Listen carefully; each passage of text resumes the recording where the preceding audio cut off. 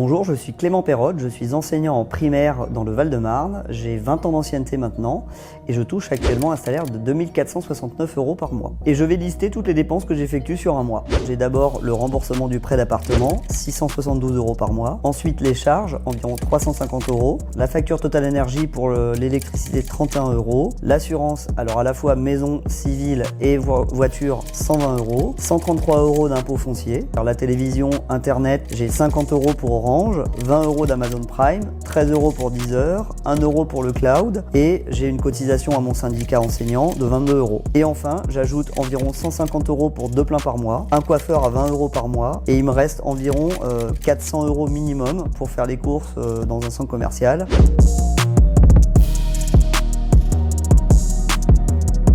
Donc quand on arrive à ce calcul, il reste environ 500 € par mois normalement, que je pourrais utiliser pour épargner un petit peu, pour prévoir l'avenir, pour préparer mes vacances éventuellement, et puis faire quelques sorties payantes, parce qu'on est en région parisienne et qu'il y a plein de choses à faire qui sont payantes, sympas. Malheureusement je ne peux pas, parce que nous avons des dépenses exceptionnelles entre guillemets obligatoires, les impôts à régler, par exemple la taxe d'habitation, presque 500 €, et puis des réparations de la voiture. Ma voiture elle a presque 150 000 km, donc j'ai beaucoup de réparations, j'en ai par exemple une de 600 € au mois de décembre. Et puis je vous avoue qu'on vit avec une crainte, c'est que demain si ma voiture elle casse, je ne sais pas comment je ferai pour trouver plusieurs milliers d'euros pour la changer.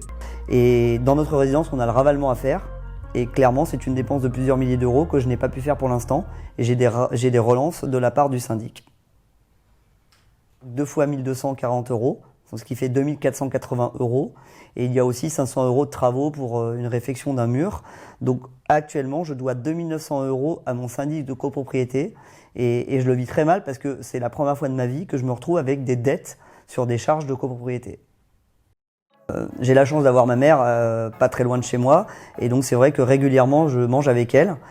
Chaque repas passé avec elle, au-delà de la compagnie que ça représente, me permet d'économiser quelques euros en ne payant pas ces repas-là.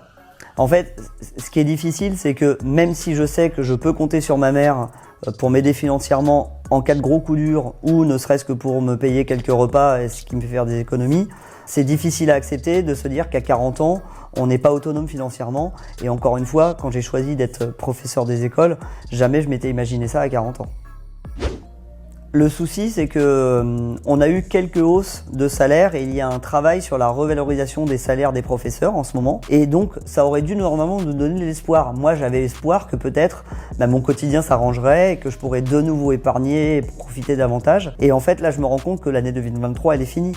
C'est-à-dire que même si on a demain 100 ou 200 € d'augmentation de salaire, de toute manière, avec toutes les dépenses qui ont augmenté, les dépenses de l'énergie, je sais déjà que 2023, moi, je ne vais rien faire.